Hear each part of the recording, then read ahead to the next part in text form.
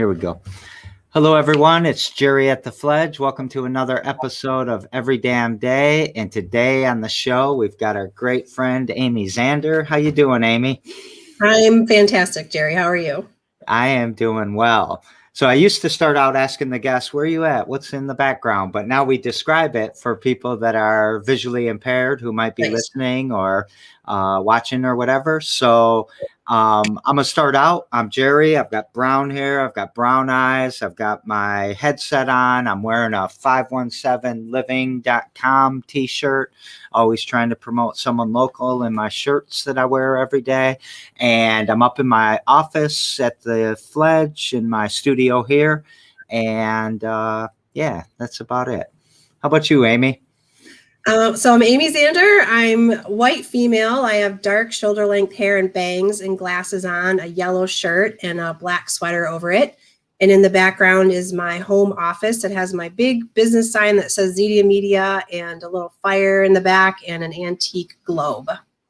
That I can tell that globe's pretty awesome. I didn't know it was antique, but now I know it's probably more awesome. Yeah, and you open it and it's a bar inside. Yeah. Even better. James Bond. And what's up with that fire? I mean, I was watching that earlier. Is it outside of the fireplace? Yeah, it's like a desktop little fireplace thing, and you use like liquid in it. Oh. So yeah. Yep. That looks really cool. Thanks. So if you don't mind, would you mind telling us about yourself and your projects and all the great stuff you're doing? Sure. Yeah. So I'm a Michigander. I've lived here my whole life. I grew up in the Detroit area in Rochester Hills, and then went to Michigan State. And I got a degree in journalism from there and met my husband. And then he and I moved to Northern Michigan for a while and ran a hunting lodge. And then we came back to the Lansing area. And I have been a serial entrepreneur is what I like to call it. I've owned 5 businesses in my life. So I have a passion for helping people start businesses and supporting entrepreneurs and people that are willing to take that risk. So in all the different businesses that I owned, I really love the marketing and the promotion the best. So with this last go round, I formed Zeedia Media, which is a full service marketing agency. And that's been going strong for about 5 years. So yeah. Yeah. So have all 5 of your companies always helped entrepreneurs too?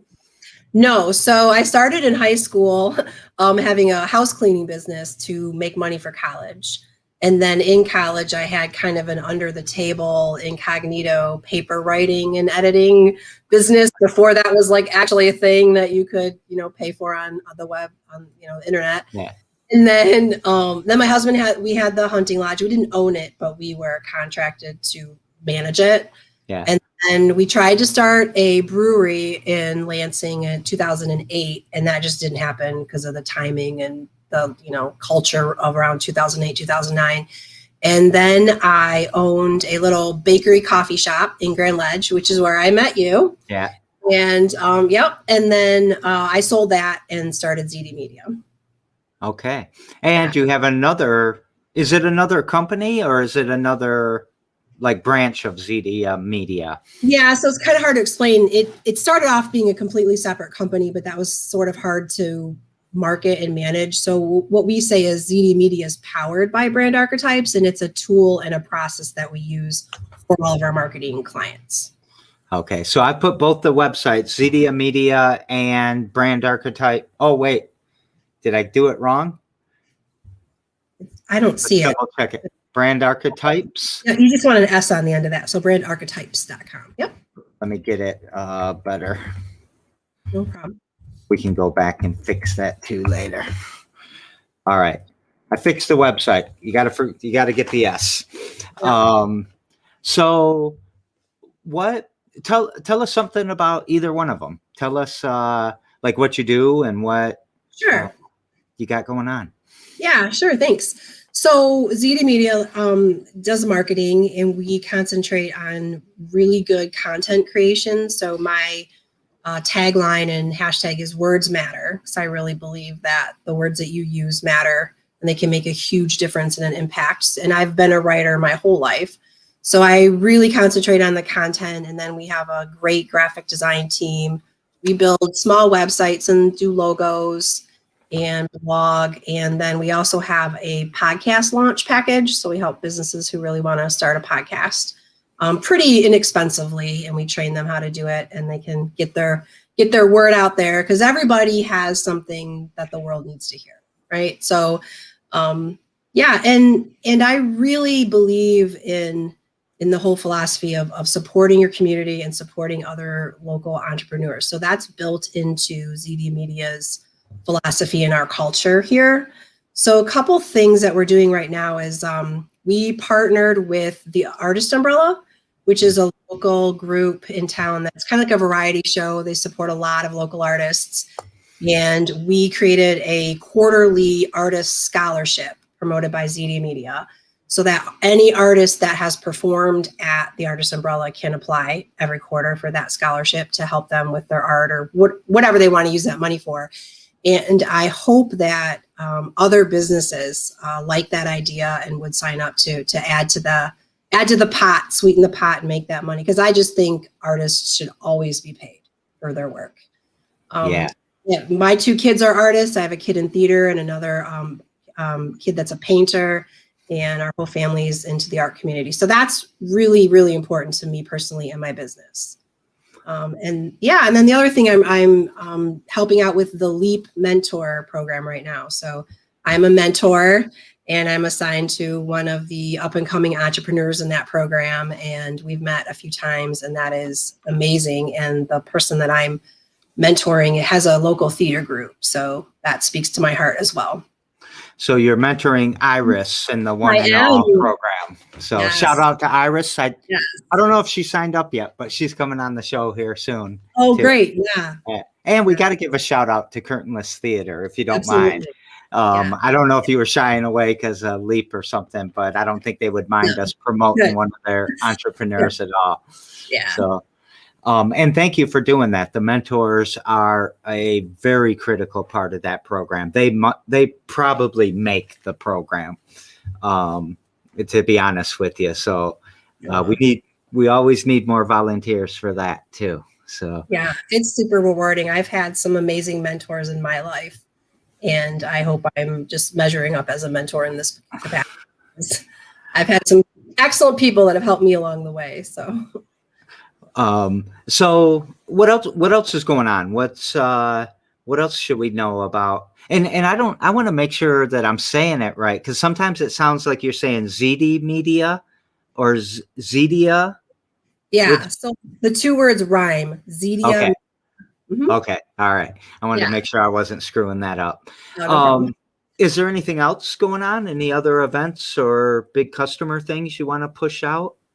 It's a little early, but I can announce this. So we are sponsoring a marketing summit that we're going to be holding in May of 2022. So we pushed it out a whole year to hopefully make sure that we can do it in person. I didn't really want to tackle the logistics of having a virtual mindset. So that's going to be held on March 6th of 2022 at Royal Scott.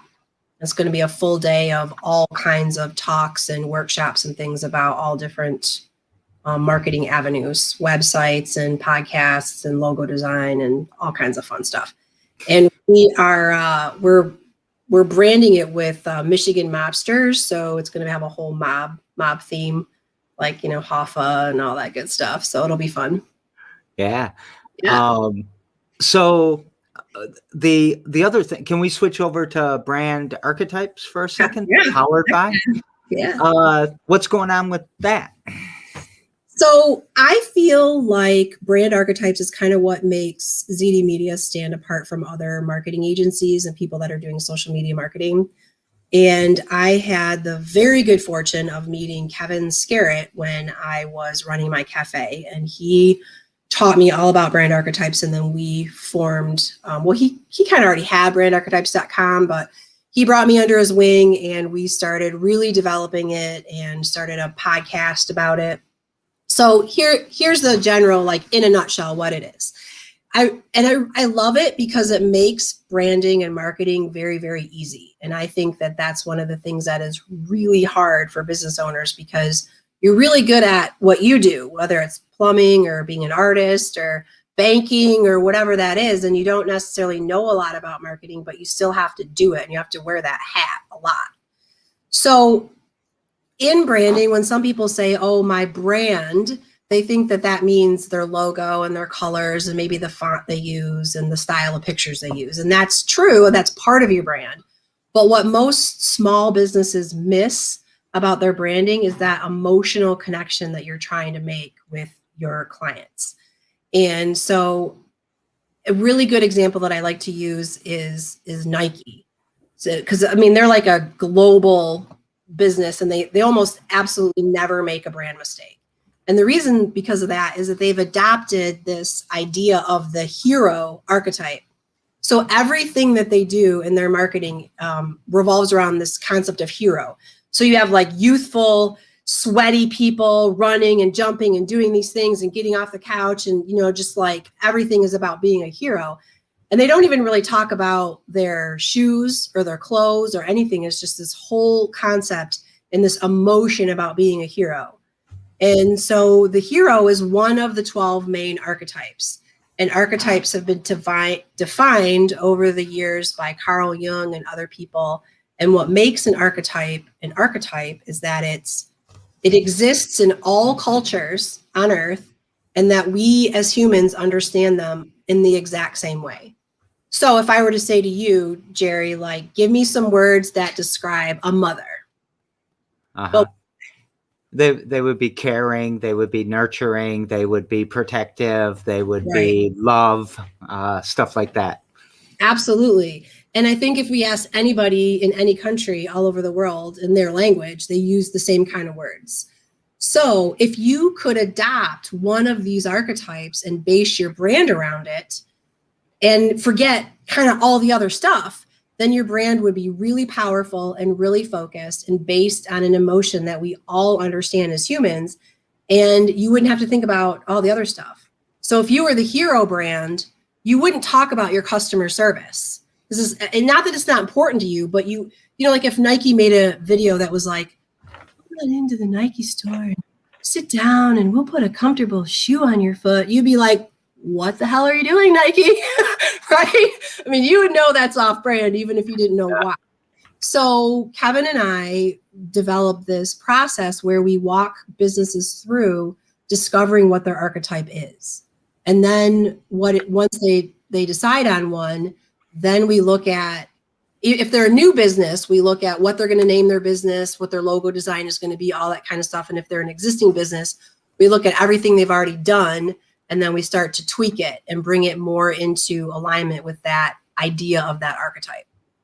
So I just think it's a super simple yet really powerful way to think about your brand, and it hooks in that emotional part of it that so many people miss. And I just think it's exciting. I think that if I could, Kevin and I always say that our goal is like world domination. We want to help every business figure out what their archetype is and do that, because most small to mid-sized businesses branding all over the place. They might have like a funny post this day, a serious commercial that day, you know, it's like all over the place, and there's no cohesiveness to it. And so, so we help people make their branding better. So you told me, I was hoping you were going to ask me some words for outlaw. Oh yeah. And I don't want to say those words right now. I had something else in mind with the neighborhood and the crime rates and the stuff like that. I had a bunch of words with that, but let's talk about outlaw for a second. Do you mind? Because that's your archetype. How do things, what's that mean to you? What's the day-to-day that kind of guides you with that? Because when you say outlaw, what I kind of think of James Dean, right? Because there's that whole, leather jacket, smoking a cigarette type of outlaw. But then there's and I always have the romantic view of an outlaw. I don't see it as criminal. Is that like Robin Hood, right? Yeah, exactly. Yeah. So the outlaw, the the general sense of outlaw is kind of like rules are meant to be broken, or you're supposed to you can look at things in a different, unique way. And I've always been a rule bender and somebody who kind of asks for forgiveness rather than permission sometimes. And I think that the mere fact that we use brand archetypes is very different than how a lot of marketing companies go about what they do. So I feel like that's even outlaw-ish in its own way. But I'm kind of like sweary. I'm kind of a rebel. I don't really, fit the norm. And and I like the freedom that gives me in my marketing. It's kind of like anything goes, really, because there's no rules. So Harley Davidson is a really good example of the outlaw brand. That's like a super obvious, like kind of like the iconic kind. But what I want my clients to feel, because we're tapping into that feel of freedom. And so say that you're like a corporate guy and you have to wear a suit and go into work, but you ride your Harley to work. So you got to go into your office and, answer your phone and read your emails and toe the line and do that stuff. But then you get out of work and you get on your motorcycle and you're driving down the road and your hair's flying, your suit's unbuttoned. You're like, yes, this is my happy spot, right? That feeling right there is the feeling I want to give to my clients when I take over or help them with their marketing. They don't have to worry about it anymore. We're going to do it. It's going to be exciting. It's going to get results, but they don't have to worry about it anymore. That's the whole emotion that I want to connect with people about. So can I pick another one and we talk about a brand that is that? I'm going to just pick, let me pick the Ruler. That's one I always struggle with. Yeah. It's not a common one. But it's definitely very powerful. So the Ruler is different than the Hero. The Hero is more about like leading by example. And the Ruler is much more, we're the best and you're either with us or you're not, and we don't really care. And they'll use words like best in class, better than none, better than everyone else, next to none. Things like that. What comes to my mind are like Rolex and like BMW, things like that. And it's hard to be the Ruler right out of the gate. Sometimes you have to have a more long-standing reputation you can't say you're the best if you're not the best. But you can also take it, like if you're a new product, seriously, that has no competition, or you're, totally by yourself in your market or your space, you could definitely be the Ruler, and you could go with, there isn't anybody else like us, so obviously we're the best, and that would work really well for you. Yeah. When you were talking about it or kind of defining it, what popped in my head was the nightcap, and mostly because their matches said, "Don't come here, we're too busy." Nice. And now I'm kind of wondering where they really fell. That's great. But I love that tagline that they had. Yeah. So what's the right, I want to like dive into what's the guru, what's the, but I want people to go to your website and go to brandarchetypes.com. There's a list of them. There's a questionnaire that you can fill out, right? Yeah. So when you go to the website, on the upper left-hand corner, there's a questionnaire. It's about 90 some questions, and you take it with your business hat on, and then your results, you'll get them right away. You're not going to be signed up on some weird list that we're going to bug you for the rest of your life. But you get your results, all 12 archetypes listed in order based on your answers. And then you can click on each one and it'll take you to the page on the site for that website or for that archetype. And then you can kind of dive in deeper to it and see what it is. So when we walk a business through the process, that's always the first step. We have the whole team or decision-making people take that. And then sometimes, like with solopreneurs or really small teams, they'll take that questionnaire, and the first one that comes up, they're like, oh, yep, that's us, we're good. And then we move on. But sometimes they have no idea. So the next step would be what we call a brand discovery session. And it takes about an hour and a half. And it's a very strategic brainstorming session where we throw all kinds of words up on the board and color code them and move them around. And I like to say it's pretty magical, because at the end of it, almost 99% of the time, the archetype totally reveals itself. It's really cool.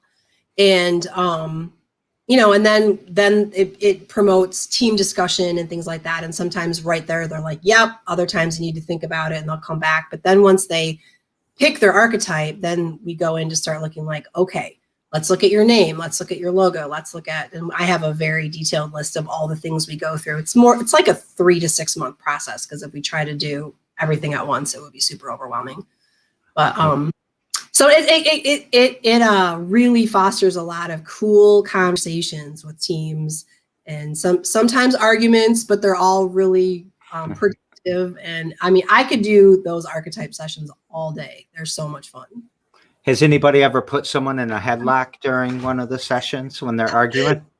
No, not that bad, but but it's gotten, it's mostly just really, really interesting conversations, that people just talking about their business in ways that they've never done. And it's always funny too. Usually if there's a group of people, there's always one outlier, because I get all their results compiled ahead of time, but I don't share them with them until the end. And there's always the one person that's like way different. Their answers are way different. And I always look forward to that person's contribution for sure to the group too, because you always need that different perspective or different kind of devil's advocate sometimes. Yeah.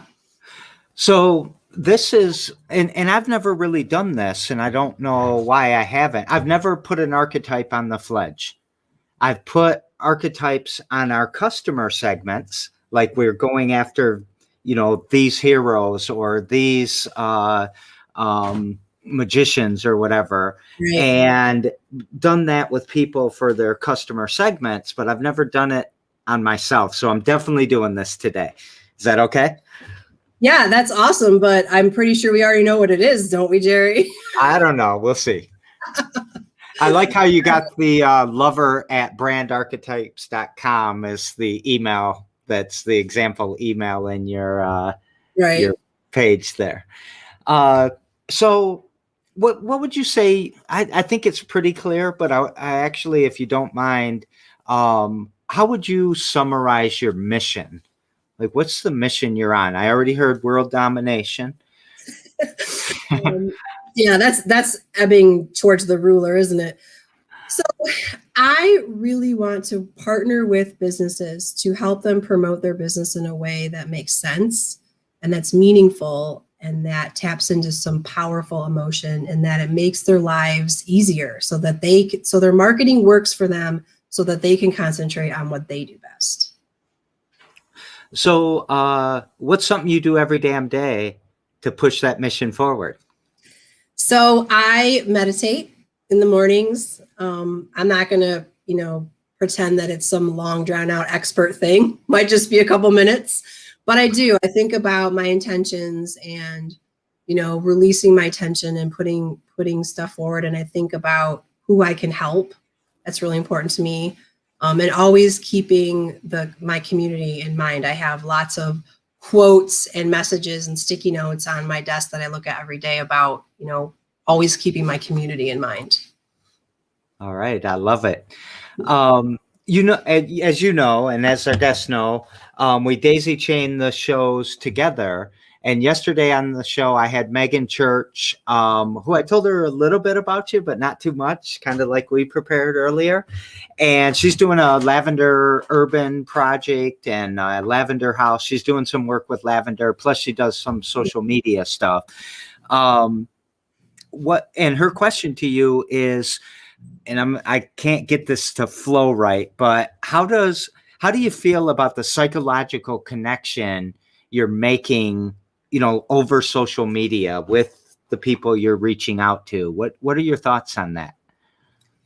Yeah, so I have a lot of thoughts on that based on brand archetypes. And I think, I would twist it a little bit and not say the psychological aspect, but more of that emotional aspect, which all leads back to psychology anyway, too, right?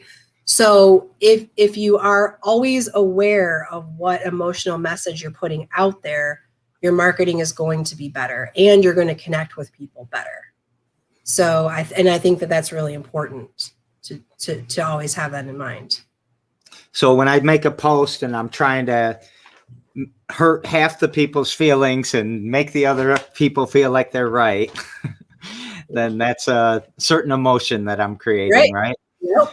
Absolutely. So a lot of Facebook fights in the last couple years, huh? Yeah, some people do that. Yep. Tomorrow on the show, I have a young man who started a financial like consulting company or a financial services company. His name's Brian. What question would you like me to pass on to Brian? Well, I feel like I want to put him kind of in the hot seat, make him think a little bit. So one of the things that's been on my heart lately and just in my life in general, because I have teenagers, is how are teenagers, young adults right now during the pandemic, how are they exploring their sexuality and their relationships with people when they can't be with other people? So how are they doing that? Like, I feel like in a lot of ways that generation has a lot less boundaries and a lot more freedom and acceptance of that kind of thing. Like maybe my generation, your generation, that kind of thing. But we weren't isolated for an entire year of our lives like they are. And so I'm just wondering how kids are doing, what they're doing with that. So, well, I think back in our times, we started with just LBG, and now it's LBGT, and then LBGTQ, and it keeps growing and growing. So the spectrum is starting to be better defined, maybe. Yeah. I love this question, by the way. And when you said that to me earlier, it just started, the spectrum's getting bigger and we can hide behind things, right? I mean, if I'm talking to someone in Europe on Snapchat, then I'm not going to have to face them at school tomorrow. So I can be more open in that. But there's also the physical. I don't mean the physical, like the lovemaking part. I mean, like interaction, right? Yeah. That's a very, very good question. Yeah. Because my daughter is 16 and my son is 13, and they've just missed their friends. I mean, they are online communication is a natural part of their life, unlike it was for me at that age. So in some ways, they don't even think about it. It's just how it is. But I look back and compare their teenage years to mine and think, wow, it's just. I mean, at the moment, I don't have to worry about anybody getting anybody pregnant, which is okay. But I still, I feel for them, for all of them, but I am so happy that we just have come such a long way with all of the LGBTQ community and the acceptance and all of that. It's amazing. Yeah, and I think there's still a lot of work to do. There's still a long ways to go, but that's across almost any place where you can be a bigot towards or oppress somebody because of something like that. There's still a lot of work to do, but we have come a long way. I completely agree with you. Yeah. Do you think that you think you just answered the question if I turn the question on you? I mean, it's the social media. I mean, obviously people can communicate like that. I bet you, not your kids, of course, but some of these other kids, I bet you they sneak out and sneak away and, violate the social distancing or the pod. I wonder how many parents have gotten sick because their kid has snuck away like that. Yeah. I mean, the outlaw part of me is kind of like, I hope they're doing that. I hope they're finding ways. But I mean, my kids have had limited interaction with their friends, and they're in the Grand Ledge school. So starting next week, they're going to be back in school a couple of days a week, and honestly, they're excited and terrified about, not necessarily terrified about getting sick, but just like, wow, they haven't been to school in a year, so there's some social anxiety and stuff going on there for sure. But for the most part, they're excited and they're going to do it. They want to go back. But yeah, I mean, I'm just hoping that a lot of the kids that are struggling with whatever, their sexuality, their identity, loneliness, are getting what they need. They're getting the support, or doing a telehealth with therapists or something like that, or their parents are aware. Because I mean, I feel like I check in on my kids' mental health like daily, making sure that they're okay, you know, because I'm like, I don't know what this is doing to them. You know? Do you mind if I ask, how do you check in with their mental health? Yeah, I just flat out ask, how are you doing? How are you feeling today? My son is an extrovert, more like I am.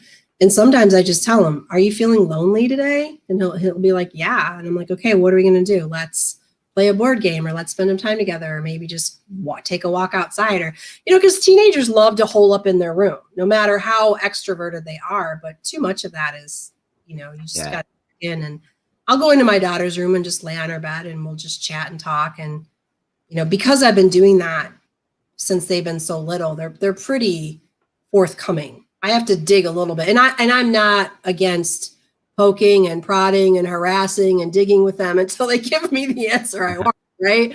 Or at least they talk to me. Yeah. But it's just a conscious effort of asking them every day and realizing if they've been in their room too long or something like that. Yeah. You got to watch for the physical things too, right? It's not just, hey, how you doing? Checkbox. I asked them today. I mean, for other parents that might be listening to this advice. Right. Eating, not eating, sleeping, not sleeping, you know? Yeah. So there's all kinds of ways we're getting scratched and clawed during, you know, 2020 and whatever's going to happen in 2021 with the COVID and the pandemic and the isolation, and then all of the work that's being done in social justice with protesting and riots in some ways. I'm worried. I'm worried about 20 years from now. What does these scars look like? Did we heal them? Did we figure this out? Right. You know, it's true. I think anytime you want to have like progress, it comes at some cost and some hardship, right? So, and if you look at the history of the U.S., it's like I feel like we're always going up. We might be going like that, you know, but I feel like in general we're going up, and so I think these things are collectively just going to make us more woke, as the kids say, right? And more progressive. And so overall, I have a pretty good outlook about it. Like feelings about it. I feel like we're a strong country, and internationally, this pandemic has connected people even more, you know? So yeah, it remains to be seen, but it's definitely interesting for sure. I just got to say it. I've got your website up on this big screen next to me, and this them driving fast down the, is it two of them? Yeah. I could stare at that all day for at least a little while. Maybe not all day, but I feel like I'm driving down the road. I like it. Right. Boring, yeah. Yeah. Did we forget anything? Are there any events or anything more that you want to promote? I think, you know, people should go fill out this survey, and it's going to build your lead list a little bit, but I think it would be really good for people to do that. And now you've got me intrigued on that second step too. You know, what's it look like when you come and facilitate that? Because I might have some people that have some brand issues. Well, I can guarantee you, out of the companies we work with, we have some branding issues. The only thing I would add is a lot of people will ask me, okay, so this is the kind of company I have, or I'm in this kind of industry. What archetype should I be? And I always say, I'm never going to tell you what archetype you should be. All of them work very powerfully for any type of company in any industry. The caveat to that is some industries gravitate towards certain archetypes. So if you think of like the insurance companies kind of gravitate towards the jester, you know, like Aflac and Progressive and things like that. They're real funny. And I always kind of say, no offense to the guy coming on tomorrow, but I mean, I think insurance is kind of boring. And so to make people laugh, to get them to pay attention. So the only advice I ever give people is, if you're a new person on the scene, look at your competition and what they're doing, and don't do that, because you want to stand out. You don't want to be like everybody else. So like another one would be like used car salesmen often are the jester. If you were going to be a new car company in town, just be anything but the jester, because that's turns some people off. And so they're not going to go to you, they're going to go to you because you're, more down to earth or more trustworthy or something like that, whatever archetype you choose. So that's a discussion that we have in that brand discovery session is what's your industry like and what are other people doing? What is your competition doing? Hmm. How does your, and we're going back a little bit into the middle of the interview, but that's okay. How does your archetype kind of align with your value system? Like, does your value system have a big influence on the archetype? It does for me, kind of going back to that Robin Hood sort of ideal where I really believe in giving back to the community. I'm not necessarily going to steal from people to give back to the community. But that whole, a percentage of my income definitely goes back into the community and that kind of thing. And I'm always kind of looking to help the underdog, help the startup company, the entrepreneurs, that kind of thing. So for me, it does. Okay. And we do talk about that in the brand discovery session too. Values, your mission statement, when we put all those words up there. And energy level too is a big part of it because some of the archetypes are really high energy, like the jester, the hero, the outlaw's kind of up there a little bit, but then you've got ones that are way down, like the mother is low energy. So that has a lot to do with your company culture too. Mm. Okay. Yeah. What would you like to take us out with? Yeah, so kind of encapsulating everything that we've talked about today, I just want to remind people that people remember how you make them feel more than they remember anything else about you. So keep that in mind when you interact with people, what you want to leave them with and how you want them to feel after you walk away. You are my second guest this week that said that. I mean, nice, really? Yeah. And I'm sorry that I don't mean that in a rude way at all. It's so important. But, people don't always empathize with the after. They try to empathize with the before, but you need to walk away and say, I wonder how I made that person feel, especially if you did something wrong. Like if in your gut, shit, I shouldn't have done that. Yep. So, we finally swore.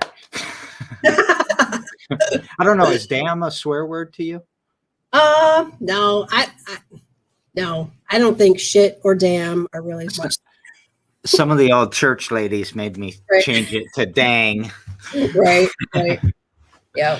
So, well, thank you so very much. This has been very educational. I hope that people out there watching and listening got something out of it. I know they're going to, and I hope that you do visit these two websites, brandarchetypes.com and zeediamedia.com. And thank you so much, Amy. I love having you on the show. Yeah, thank you so much too. I really appreciate it. It's good to catch up. It was good to catch up. Thanks a lot. And everyone, every damn day, 2 p.m., we will be here. I promise you that. So I will see you later. See you.